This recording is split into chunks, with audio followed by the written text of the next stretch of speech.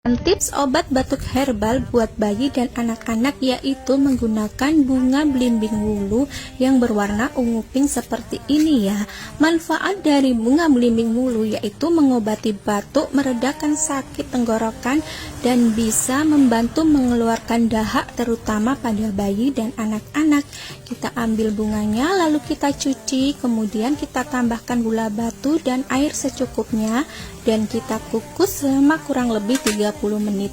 Setelah 30 menit kita tunggu dingin dan kita ambil airnya, kita saring ya.